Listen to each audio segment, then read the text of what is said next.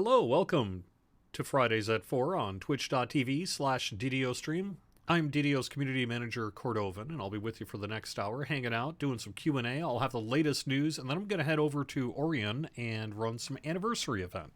The anniversary is continuing through March 19th. We've extended it just a little bit, and we have some other news about character transfers. We had a patch this week, and talk a little bit about our future plans. We've got PAX East coming up in just a few weeks, so quite a bit to talk about here on today's show, and might as well get right to it. First thing to note is that we do have the anniversary event and the anniversary running through Sunday the 19th. So not this weekend, but next weekend will be the final weekend of it. So go all the way through this weekend, all the way through next week, through next weekend, and then it all shuts off. So second to last chance, essentially, to get the anniversary work done. But you still do have a full week and a few days if you need it. So good time to be running that, and that's probably be running it later on the stream today.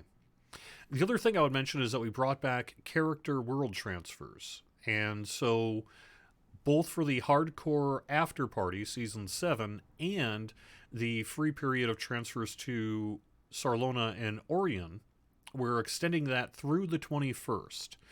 And that'll be shut off the morning of the 22nd, which is a Wednesday, when we go down for our weekly maintenance, which is 9 a.m. Eastern. So you've got, again, about a week and 3 days or so to do the character transfers that you want to for free to Sarlona and Orion, and to get your characters off the hardcore server. Most folks have already got their characters off the hardcore server, in large part because of our change for daily dice. And but if you haven't yet, get that character off. Transfers just returned, so some folks are stuck unable to. Now they can, and you've got through the 21st to get that done. We did have a patch this week that I'm not going to call up the release notes in OBS here. I haven't found a good solution to bring up web pages in a way that's dynamic and I can actually use them. So I'm just going to direct you to the DDO forums. For the DDO website, DDO.com, for the release notes itself. The main reason we did the patch is because dinosaurs were partying too much. No, that's not true. That was a fun bit, though. The dinosaurs were wearing their party hats sometimes outside of the anniversary event, and now they no longer can. They can still totally party. They just can't wear their hats if they're not in the anniversary event. And then we did a bunch of fixes with the 3 new archetypes, some polish there, and otherwise just a bunch of bug fixes. We also added one gameplay change, which is when you're in a wilderness area, if you select a quest from your quest journal, it'll now point an arrow on your mini-map towards that quest. But mostly this is just a little bit of polish, and you can find the release notes on DDO.com. It's going to be a few weeks until we've got another thing new to show you. Next week, we do not currently have a Lamania scheduled. Week after that, we do not currently have a Lamania scheduled. And then we do have a Lamania scheduled for our next piece of content, which we're going to talk about a little bit as we get closer to that. I can't really say much more about that today. But so it'll be a couple weeks, and then we'll have our Lamania preview here for update 59. Other bits of news. We do have a pretty nice bonus going on this weekend. We've got 10% XP for every member in your party, not raid group, through March 12th. So that's through Sunday, plus 10% XP per party in your member in your group, no raid group, so up to 50%. VIPs are getting an additional 15% XP. This is that VIP XP boost, gets an additional 15% through March 19th. So that'll be a pretty nice bonus going on for VIPs. I would just direct your attention to the anniversary page if you have any questions left about when things are happening and what's happening. And then finally, I would mention that we are, well, I don't know about finally, but I would mention that we are, in fact, going to be at PAX East this year. That's just a couple of weeks away on March 23rd. We'll be presenting from 2 to 3 p.m. Eastern in the Albatross Theater of PAX East. That's room 210. It'll be broadcast on twitch.tv/PAX2. I'm assuming it'll be available afterwards. I also think the community will hopefully take care of that concern for us if necessary. I'm sure someone will be taping it to do a reaction video or something like that at the very least. But it'll probably be available as an archive on PAX 2. And then that evening from 6 to 9 p.m., we're doing a community meetup. This is at Lucky's Lounge, just within within walking distance, a little bit of a walk, but it's within walking distance of the convention center. And there's a little bit of time yet to RSVP, but not that much time. So please do RSVP. You can find the link to RSVP through the article about how game devs build dungeons live at PAX East on DDO.com. I'm about ready to open it up to some players of the other game as well, just to make... We're going to have a full place regardless, I think. But there's... So far, the RSVPs... It's been fine. We got, I think 30, 35 people about, and then plus us. So it should be a pretty full room regardless. But I know that there are some people for both games who play both games who want to check this out as well. So I am going to be opening it up in the coming days to some folks with the Lord of the Rings Online. So if you want to guarantee that you're in on this thing, go RSVP. And again, you can find a link to it in chat here. If you're watching on Twitch, otherwise it'll be available on DDO.com. Find the article about PAX East, and you'll see a link to RSVP. The reason I need to get an RSVP in is I've got a certain number of people we can have in at one time, something in the range of about 75. And so I want to make sure that, one, we fill up the place, but two, we give everyone a chance to make sure that they can attend if they want to. So please do RSVP. We're going to have swag. We're going to have snack-type food. We're going to have quite a bit of it, but it's not like a full sit-down meal. We got some things like chicken wings and bruschetta and little pizza bits and pretzels and all, just hundreds. Big plate of kind of food for the evening. So we're all good there. And we've got a couple of drink tickets per person. This will be alcoholic or non-alcoholic. Typically, if you're a non-alcoholic drinker, it will get you a few extra tickets.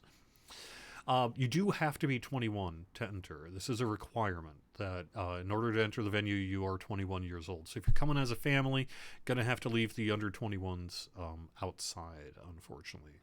Maybe they can do something else, or maybe that'll be a consideration as to whether or not you can RSVP. But it's going to be a really fun time, and this is our first time doing this on the DDO side, first time since 2020, and we did have a meetup in August over in Germany on the Lotro side, so it's not our first post-pandemic meetup, but it is our first one in the United States.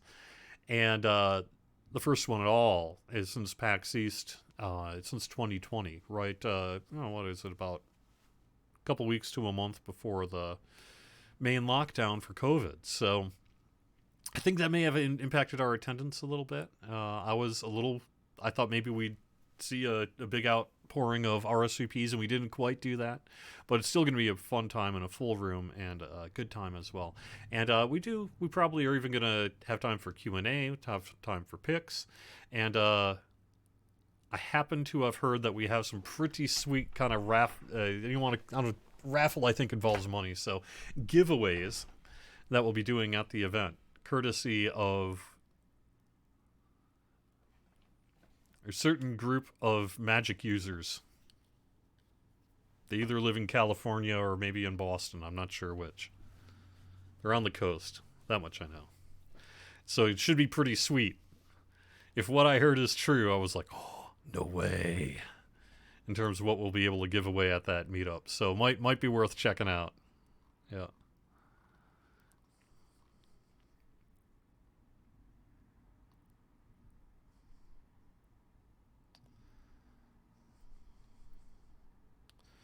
I have a few folks to get back to related to streaming on DDO Stream. We lost a couple of folks who have just kind of decided they don't want to do it anymore. And so we have a few openings that are going to be opening up on the schedule. And the schedule is already not super full. So there's lots of opportunity to stream onto DDO Stream if you want to. the main criteria for streaming on DDO Stream is you have to be self-directed. Like, you've got to know enough about streaming to be able to get going on the channel, present a halfway decent show, and just sort of make it all work. This isn't really a training session for me to teach you how to live stream. You kind of need to already know how to do that. But if you do already know how to do that, and you're looking to grow your channel, have some people find you, DDO Stream is great for that. So get in touch with me through email, the forums, really however you can get in touch with me is fine. Private message to Cordovan on the forums is probably the fastest and easiest way. And we'll see about getting you set up on the show. There was 2 people that reached out to me recently. One person I got back to, and one person whose email is not being sent correctly. So I don't think I'm going to be able to get back to you unless I hear from you again. If you want to know if it's you, you had mentioned Hawaii. You had mentioned Hawaii in your email to me, and I tried to email you back and it got rejected. So try sending me a new email with contact, and we'll see if we can make that happen.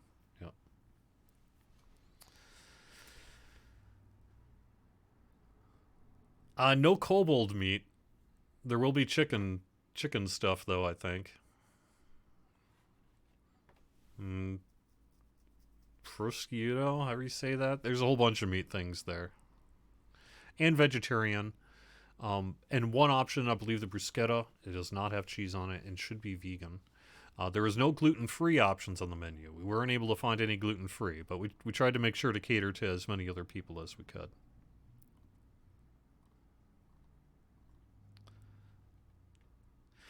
No Glass Jaws. Yeah, we're going to send you down to live stream DDO for free from Hawaii. It's going to be amazing. No, I'm kidding. We're totally not doing that. Wouldn't that be nice? Is there an arcade near the meetup?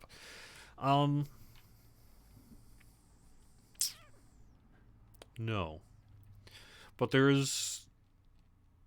are definitely arcades in the area, but none directly in downtown Boston that I am personally aware of.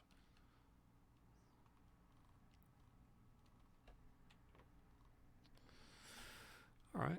Yeah, Nacho. Sounds like a good opportunity. Yep. I know there's like a big arcade in Providence and Worcester. I assume there's something in Boston, but I'm not personally familiar with any big arcades there. The one I used to go to was Pinball Wizard, but that was just across the border in New Hampshire, but they went out of business, 5-7 years ago now. And ever since then, I really haven't had an arcade. We have more arcade bars than arcades, but that's just sort of the current way things go.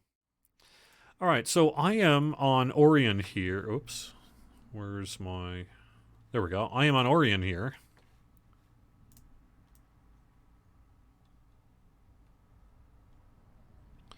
Get that taken care of. That should be close enough. And I'm going to run some of the anniversary event. I thought I would probably just put up an LFM to see if anyone wanted to make the process go a little bit easier. So if that's you, go ahead and let me know if you're interested. Live streaming. Come and go as you wish.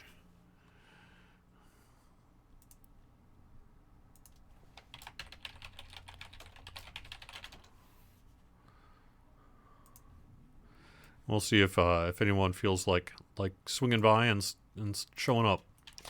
Otherwise, I'm just going to go in and we'll give this thing a shot. Until I get some people in, I don't feel comfortable going in at 37 on the live stream here. So back it off just slightly. So I don't really consider the Cordovan and the anniversary event a full representation of me. I mean, it is, I guess. But it's really just sort of a fictional character that is called Cordovan, you know. It's sort of loosely based on my original Moktuk Drow cleric build that I used all the way back, well, since whenever Drow was made available, 2008 or whatever. Did I get myself a bulwark? No, I didn't. I should have done that. All right, let me quick change that. External. It's under gameplay. UI. Yeah, external store. Put that on. That way. I can quick get myself a bulwark without issue. I want a cleric as a backup. Just because I don't trust myself.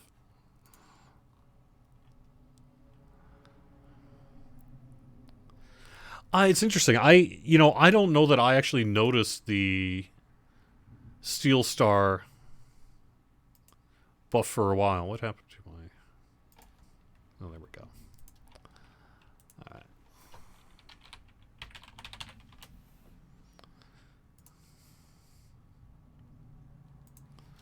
Alright. Get out a little healer to help me. There we go. But someone pointed that out to me just this past week, and I clicked on it and did not...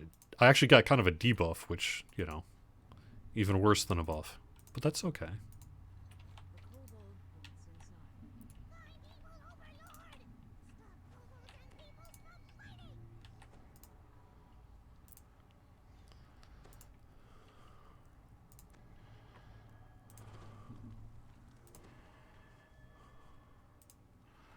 Alright, there we go.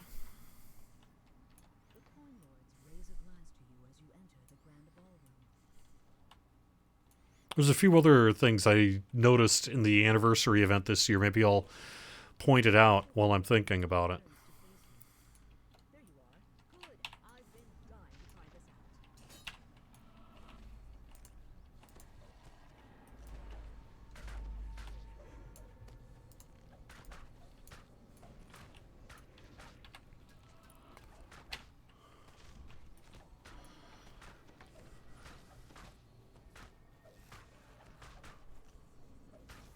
Oh, the Borderlands fountains can kill people on hardcore. Really? Okay.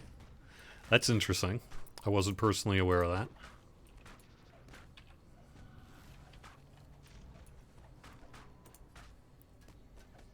Suppose either we should do something about that or not do something about that, as the case may be.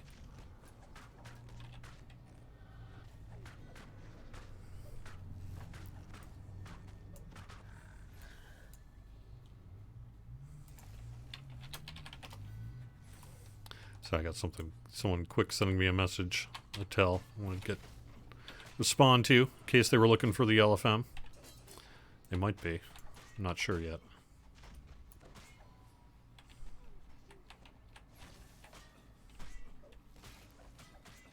Oh, only if you're level 1 and click the fountain? Even so, though, you might click the fountain at level 1, because it is keep on the Borderlands. I'll have to take a look at that, see if maybe we should do something about that. Certainly on the heroic version, at least. Seems like maybe something we should adjust, perhaps.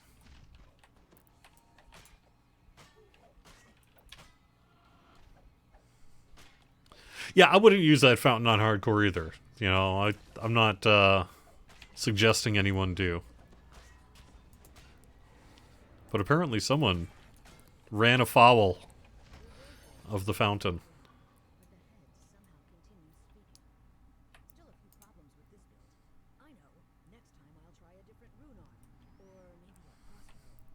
Yeah, I agree. I mean, not everything needs to be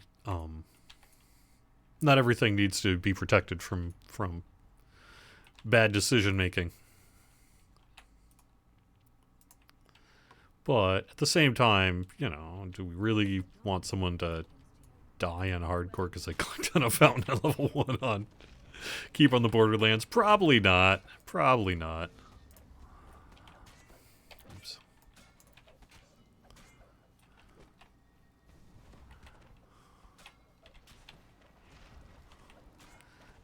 Apparently I got some new dialogue this week. I think my previous dialogue had accidentally continued to talk about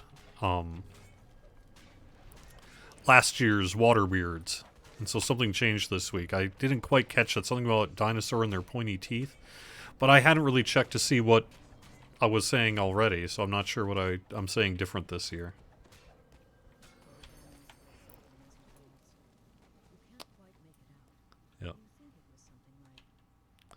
I mean, we do let you run the Shroud on Hardcore. You are welcome to run the Shroud on Hardcore.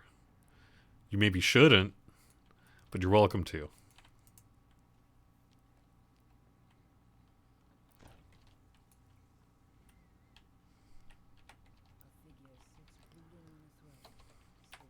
So there are a couple ways if you are nearing the end of your time with the anniversary event. You're like, oh man, I gotta get this thing yet, and it's gonna take forever, and I totally am just like out of time, out of energy. There are some ways you can get a lot of party favors quick. One of the ways that I recommend is, yes, it does involve acquiring a party punch. Maybe you saved the free one that you got as the weekly coupon, or maybe not, and you need to buy one. But if you get a party punch, it'll award party favors, percentage chance for every monster you kill. But that is level agnostic. So similar to the anniversary event, if you really want to kind of get that stuff and you just don't want to run the anniversary event anymore, you can chug one of those potions and go into a dungeon with a lot of enemies. Maybe something like Butcher's Path or Kobold Assault. Your preference, really.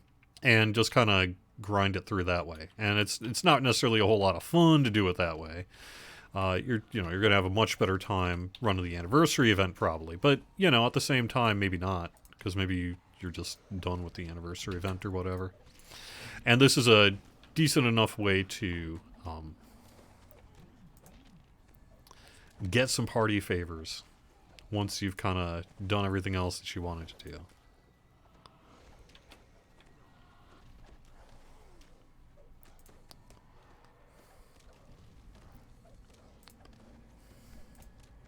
So you may wonder why I'm using prayer. It's because on this Dark Apostate, I'm actually able to damage with prayer. Like, okay, so here's Holy Smite, right? Did like 727 damage or something like that.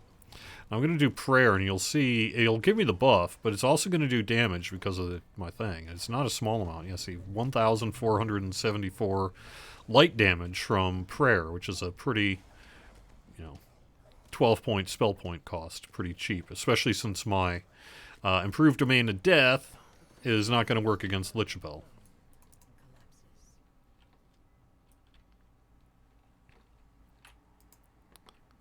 No, prayer is positive damage on this one. So, Lord Zivan, I can tell you my experience has been somewhat different. Now, I didn't do Kobold Assault. I ran Butcher's Path. I can't say that it was necessarily faster. I still think the fastest way to get party favors is to get a full group of qualified people and split up in this anniversary event and just tear through it over, run it. Each person can take a different star, and one or two people can make the run, and boom, next thing you know, you're done. And I guess was it on Kyber that I was doing some LFM work on the anniversary event here. And it was kind of nuts. I mean, we were completing in like 3 minutes. It was basically about as fast as we could do it. And so that is really still by far the best way to run the anniversary event. But if you're not there, if you don't have a group to run or whatever, this is a way to get, I think, a relatively equivalent amount that you would get from running the event as fast as you can, except that it's at higher levels, except it's totally easy because you're just killing low-level mobs. So I was getting in the range of, 1 a minute. I'd do each run a Butcher's Path, and I would get, like, I can't remember what I was getting per run. 5 or 6, maybe, something like that. So not a huge amount. But I was getting it done in like less than 2 minutes. So you run that 30 times over the course of an hour or whatever with your party punch. And you can easily earn 100 or more party favors in the course of that hour. Maybe not too much more. I guess I was averaging about 80 to 100 or so. But I was doing just fine. It was totally on par with running the anniversary event.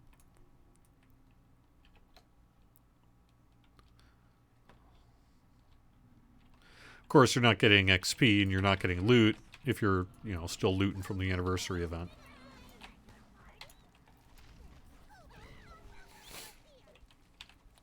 But, you know, personal choice.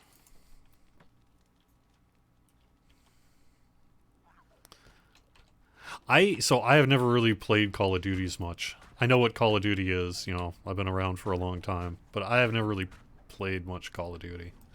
So I don't get that reference. I'm sorry.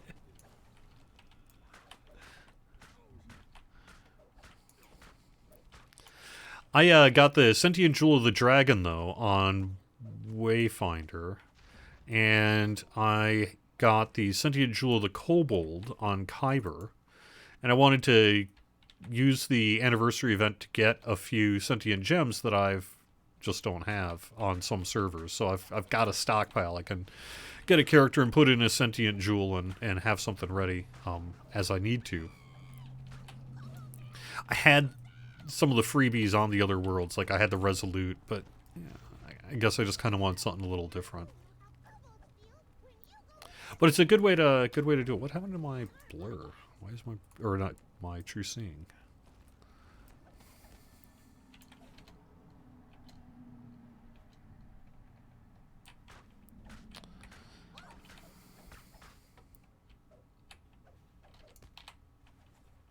Should not be getting blurry.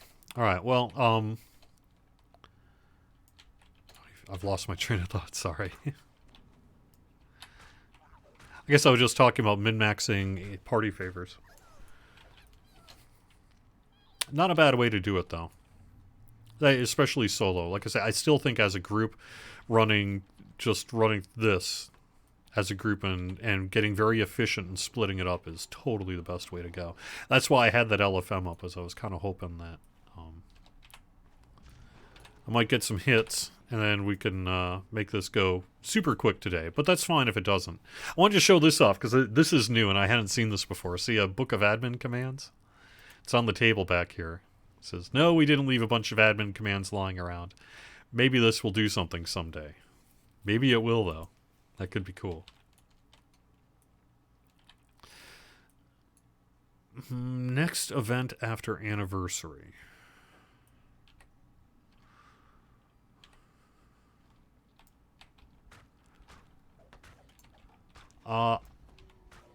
It'll be something I would think this summer. Whether we do something like, it'll probably be either Crystal Cove or Night Revels. And it'll probably be in the summer. Either we do Crystal Cove, like in the summer, or maybe in the fall, like Talk Like a Pirate Day, we usually do Crystal Cove. But it doesn't have to just be Talk Like a Pirate Day. We could run it over the summer. It's pretty good for a summer event. And then frequently we do an encore of our Halloween event. Or actually, that's not true at all. We have done Night Revels before, but we've done like a spooky summer. But the one I was actually thinking of is we could do Snow Peaks as well. We have occasionally had like Winter in July that we've run.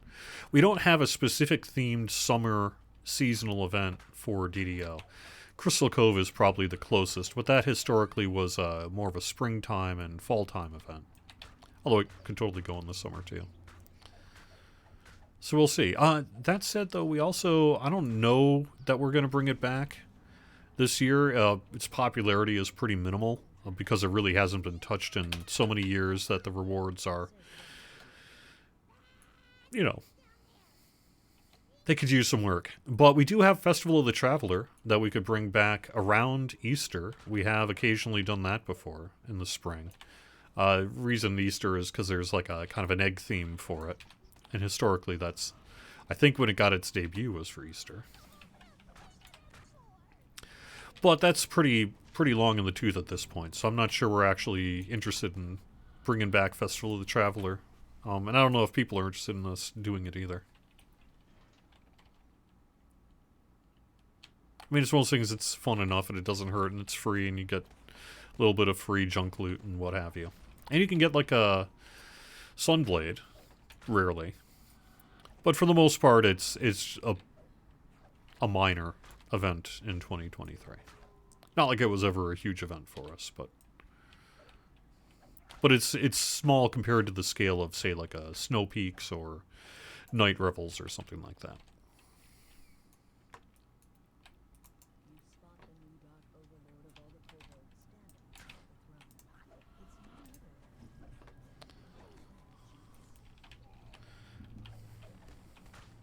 That's true. I guess to the extent that it counts as well, we could do the Mimicont. Mimicont could happen as well.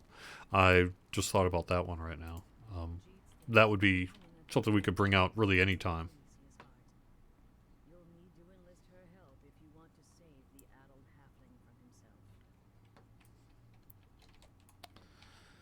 I'm gonna go through chat. There's a few bits.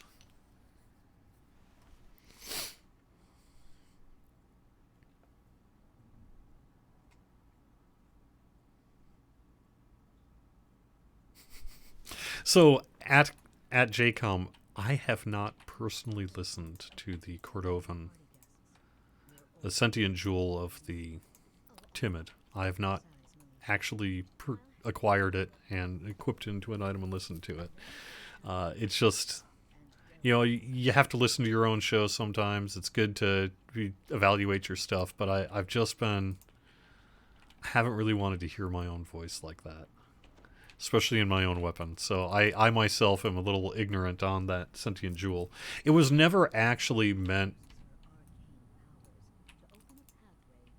it wasn't actually meant to be released. It was originally designed as a sort of fun prototype for the sentient weapon system, so that as the developers were trying to figure out audio procs and all that sort of thing, that they would have something real, quote unquote, that they can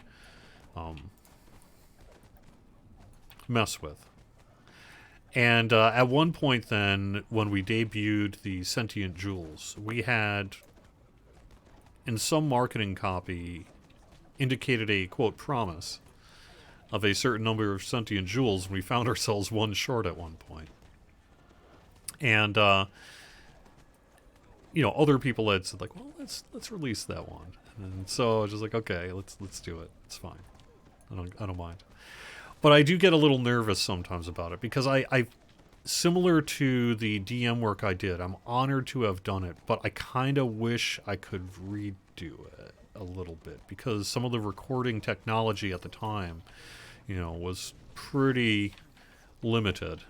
And my experience and how a WAV file will sound once it's been processed and put into the game is a little different as well. So I feel like I could do a better job of the voice work, frankly, in 2023 here. So someday, maybe, if I can carve out the time, I'll consider recutting it and see if I can get one of the members of the team to give it a little bit of a polish. But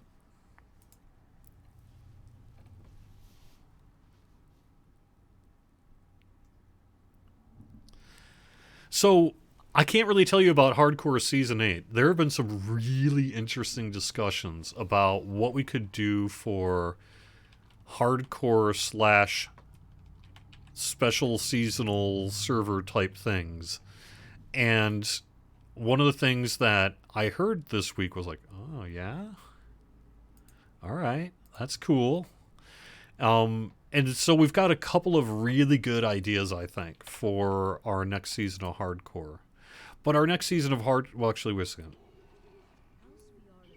Yeah, this season was, this most recent was a redux, I guess you could call it.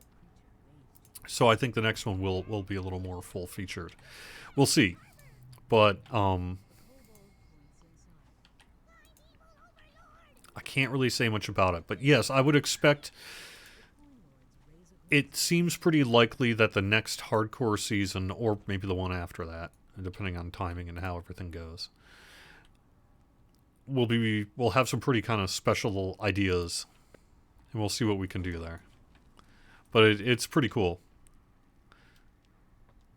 The number of things is like, oh yeah, we could do that for a Hardcore season.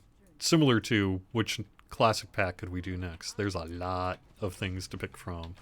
The team has long had quite a few ideas about different flavors of servers and hardcore seasons and what we could do. So, pretty cool.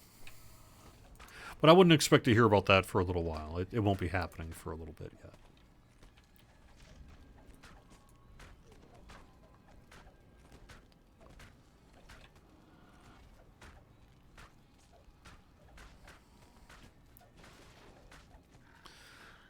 Oh, Haunted. Oh, yeah, I suppose Haunted Halls would be good. It's kind of hard to beat, in my opinion, it's kind of hard to beat Butcher's Path for lobby mobs that you can just absolutely tear through.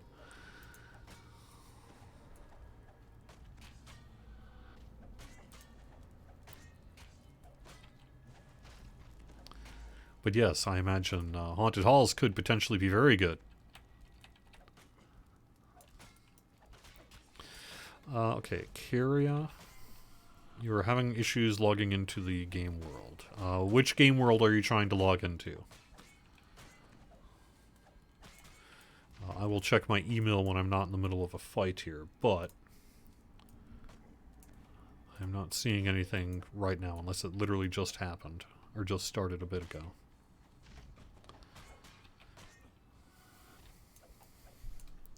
I can't check while I'm in the middle of a Steel Star fight. Let me take care of this fight first, and then I will look into your query.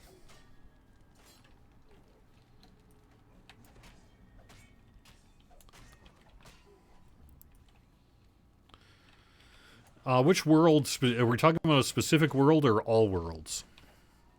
In chat.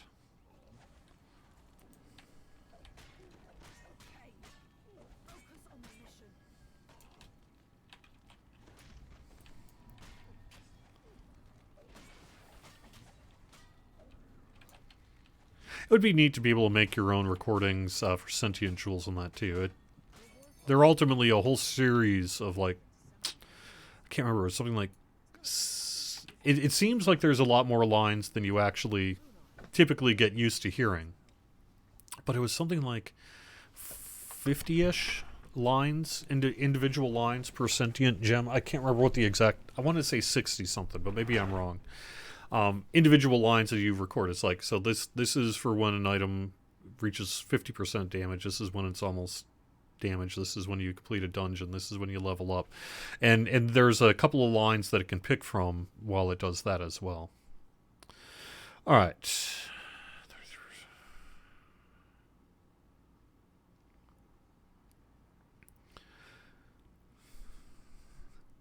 I am healing Jeets with my Necro Ray. Well, I do that a lot. All right. Yes. I should probably stop doing that. Let me take a look, see what we got.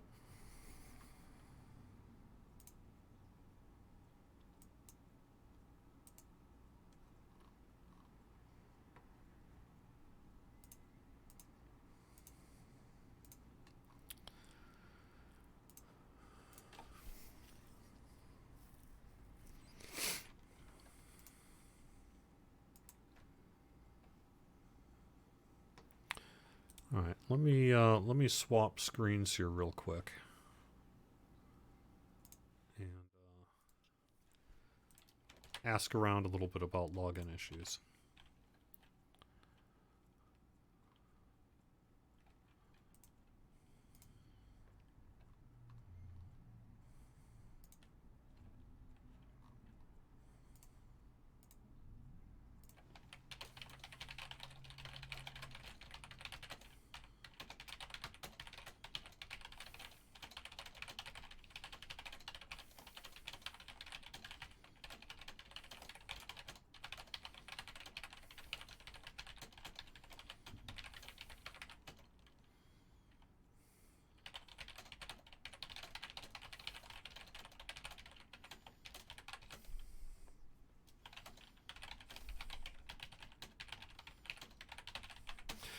Is there anyone who is having issues from logging in who are not on Galanda? Orion as well? Well, I mean, I'm on Orion, so clearly there are people here.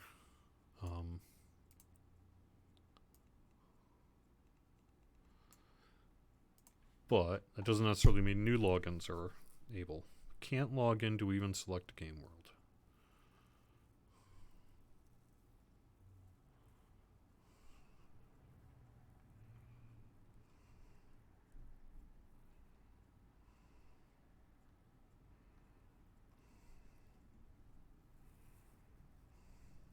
It's everywhere? Okay. Alright, well, let me take a minute then and get a word.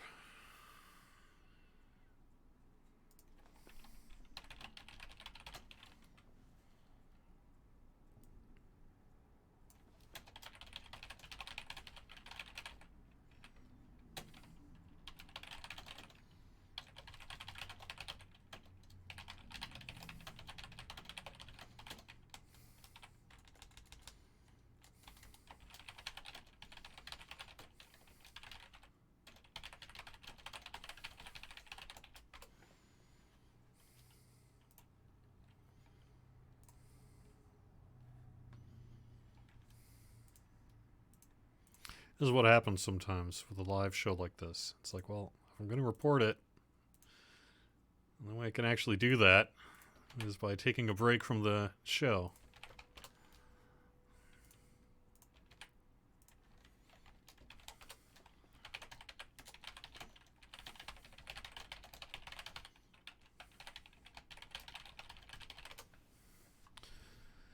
All right.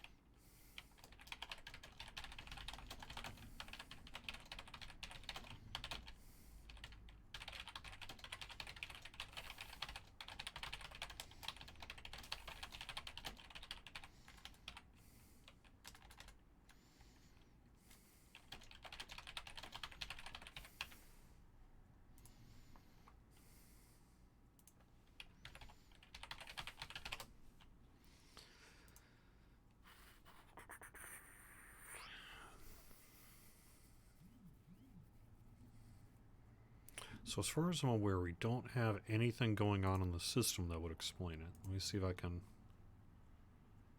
I've just sent out an alert message. We'll see what happens. I'll keep an eye on email while I do this. So. Yes. Alright, well, while I wait for an email response, let me go and continue. Let me go ask Sev. Actually, wait a second. No, let me talk to Cordovan about this downtime. Maybe I'll pay attention to the text this time. Hey, dude, you need to get out of the party and post some downtime. You know this.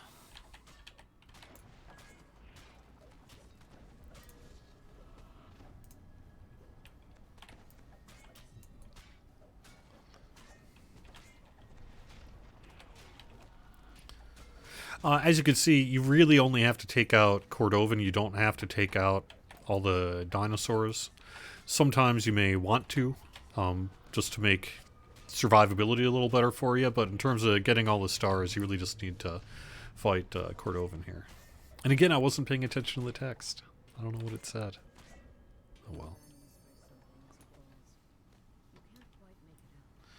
That's true. We do have daylight saving time this weekend. That's of particular concern to people in Europe. If you're in Europe, you're going to be weird for the next couple of weeks in your time offset to the United States. So we move ahead an hour, meaning that instead of the usual 6 hours between, say, us and France and Germany, it's 5. So if you're used to watching something that takes place at 9 a.m. Eastern time, and normally that's 3 p.m. your time, it'll be 4 p.m. your time.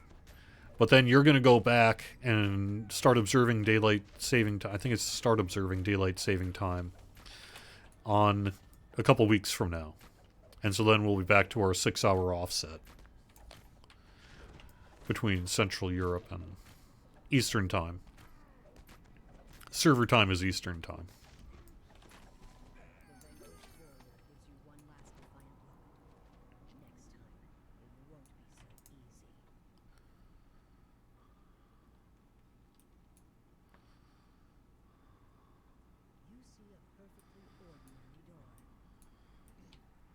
Yeah, I didn't think that those dinosaurs would actually get all the way out into the lobby, but I've seen it happen, so it will.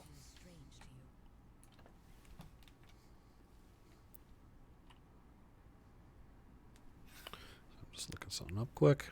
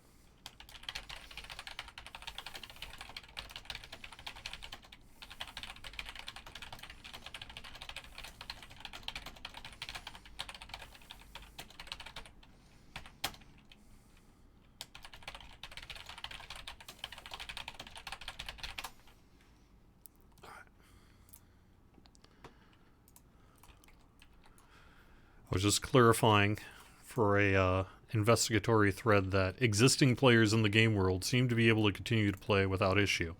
It's people trying to log into the game world that seem to be struggling. Reason that matters, of course, is one thing if the game is, quote, down. Another thing if people just can't log in. I don't know what the issue is.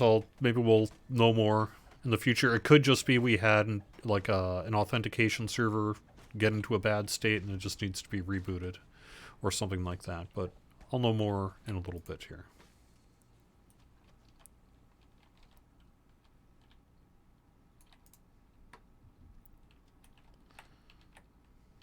It's unlikely to be related directly to transfers because that doesn't...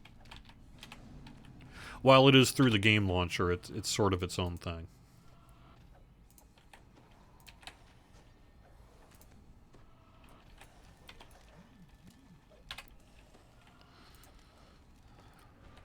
It's probably, if anything, and again, this is just me spitballing, it's probably an authentication server or servers in a bad state, or the system that communicates with the authentication servers in a bad state.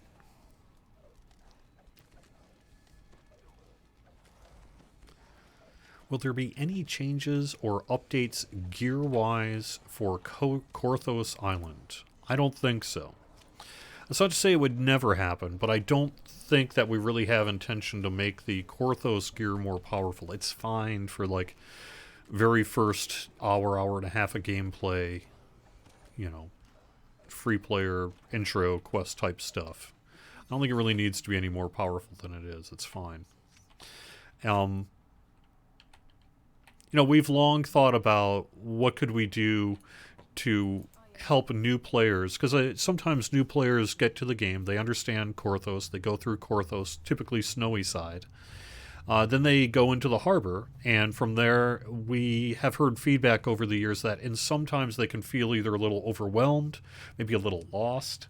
There's, you know, kind of quest rings everywhere, and they don't quite know where to go.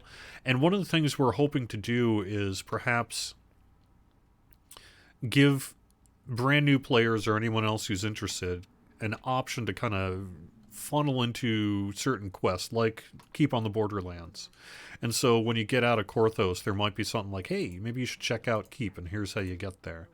You know, we've had discussions not even that long ago, really, about what we could do there. So I think if you're asking about kind of the overall low-level experience, is something that we do consider, but the tutorialization process is actually surprisingly complex.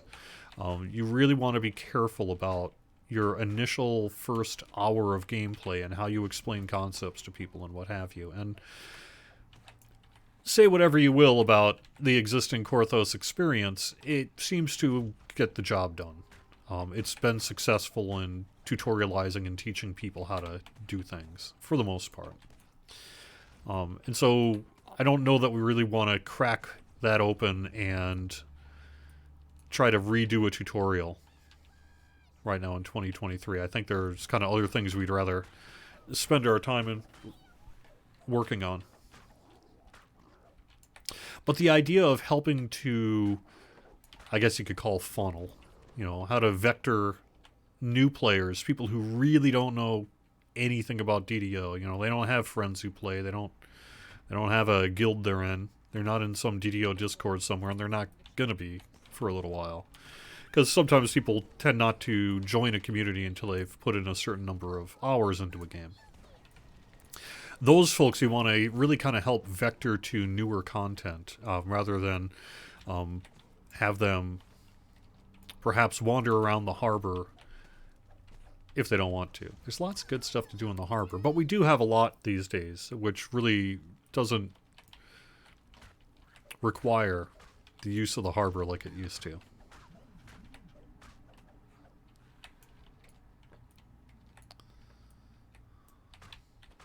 Yeah, it sounds like whatever message got sent, maybe I'm hearing in chat that it's now been corrected. I'll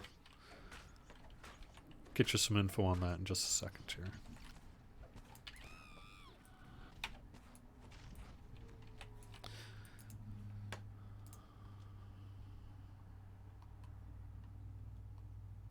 Like a harbor saga? I mean,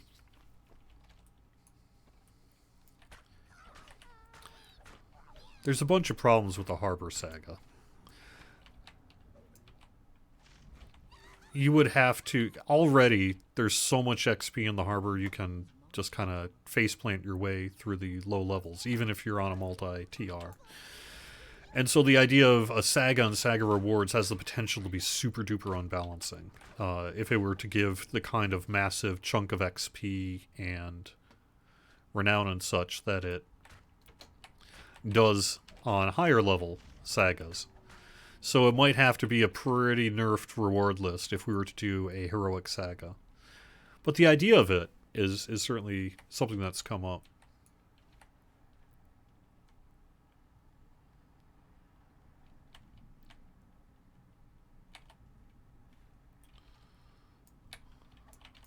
Yeah, it would have to be a low enough amount that... It would have to be a high enough amount that it felt meaningful.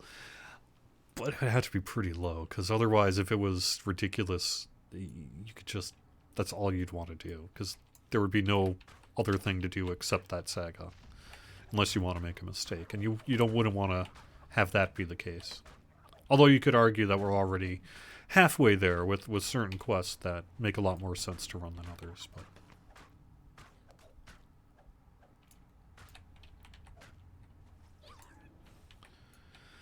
The idea of how difficult Saltmarsh is at level 3 has also come up, that perhaps at some point in the future we could do some work there.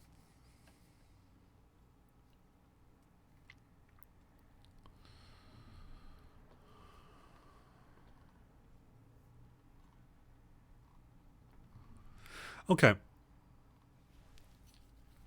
Yes, as people in chat have noticed, we were able to identify the issue that was preventing people from logging in, and we've been able to correct it. So now any concerns about login on the DDO side should be resolved as of a few minutes ago.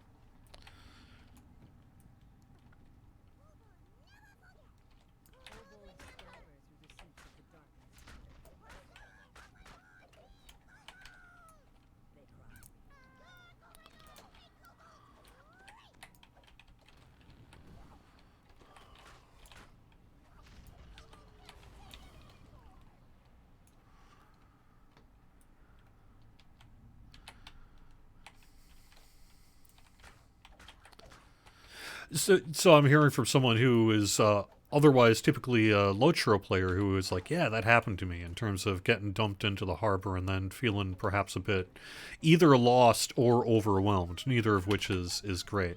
We have over the years done some work on the harbor to relocate NPCs, relocate quests, and help with the flow so that you can generally come off the harbor and come off of Korthos Island and make your way over to harbor quests and have a pretty good experience there. But it's just that some of our newer content, Keep on the Borderlands in particular, although Saltmarsh is up there too, are a little bit harder for a brand new player, like a brand new player to find. And it's because of the way that you're transported to those areas. So perhaps at some point in the future we could have more direct hinting or gating or vectoring, as I think is the technical term.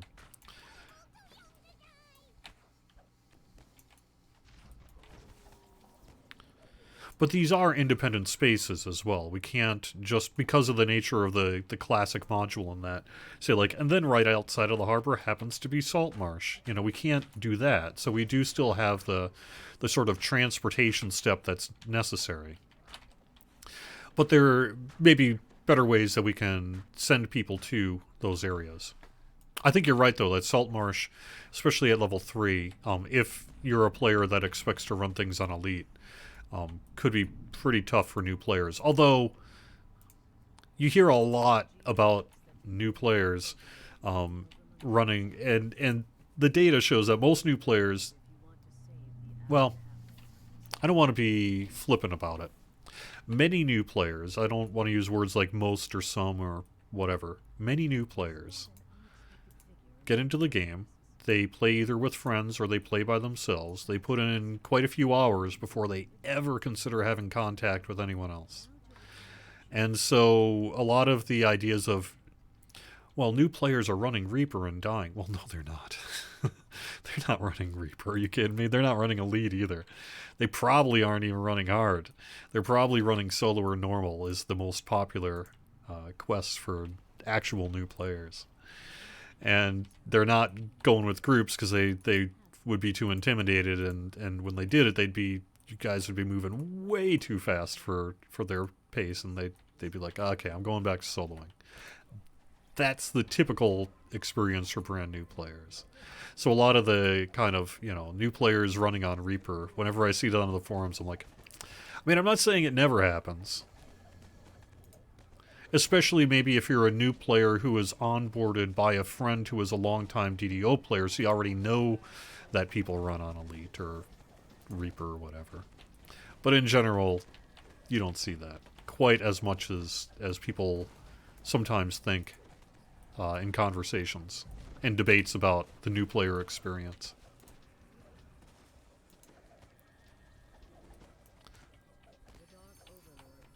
I mean, sure, you have lots of people who explain to new players and all that as well. Um, but what I'm saying is, in some cases, those players are brand new, but in some cases, they've already been playing. The reason you don't know that you never encountered them before is because they weren't reaching out to anybody. They were playing on their own before they ever considered wanting to socialize with others. So.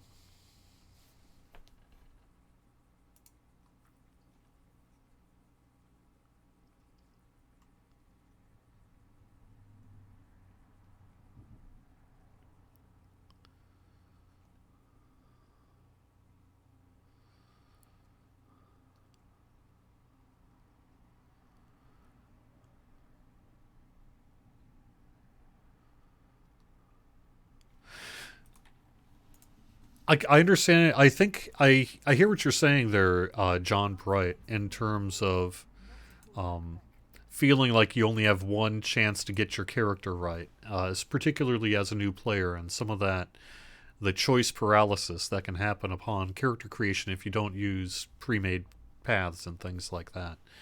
Um, that isn't actually true, though. We actually do offer some ways that you're fine. If the first character you roll up isn't like mega build, you're fine. Trust me, you're fine. You can either roll up a new character or you can respec that character, and you'll be fine. It's very rare that you can make a true mistake at character creation that would be irretrievably broken through the use of that you couldn't respec out of or something like that. So, meanwhile, I'm sure people will tell me the ones where you can. I'm sure you can, but for the most part, I think you're fine. You're not going to be optimal on a pre-made path. You'll be fine. You have a lot to learn. It'll be fine.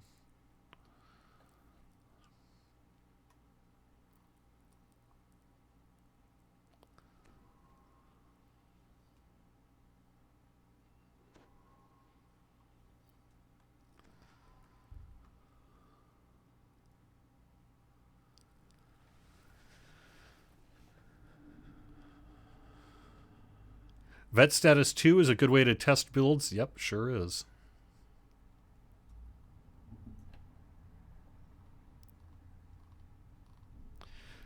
Well, it's not a problem there, Druids. I mean, I know that you're saying, well, that's if a new player knows they can respec. Sure, sure. But we do even provide some tutorialization of that through the experience.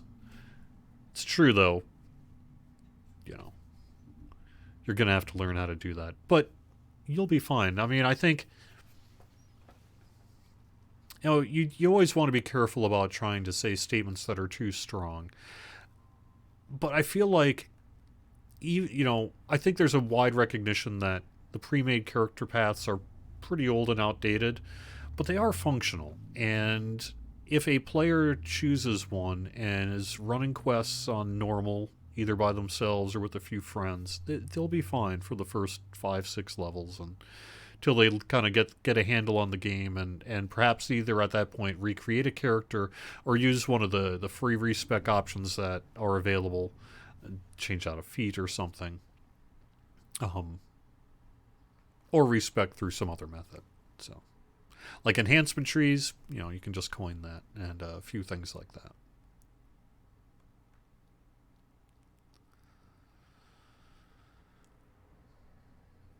All right. I think that's about where we're going to run here today. So I'm going to call it a show. I don't know what I'm going to be doing for the next couple of weeks on Fridays at 4. We'll kind of see what I can come up with for the next few weeks. It may be fairly gameplay heavy streams. I really do appreciate you being here. Archives are available on YouTube and Facebook. We got a lot going on this weekend. We have that awesome VIP XP boost. We have a buddy boost going on, the anniversary event. The character transfer period continues through the 21st. We released a patch this week. You can find the notes on DDO.com. And we're getting ready for March 23rd, a presentation at PAX East and a community meetup that you can RSVP for. Find out information on DDO.com. Thank you so much, everyone, for being here, and I will talk to you again soon. Have a good day.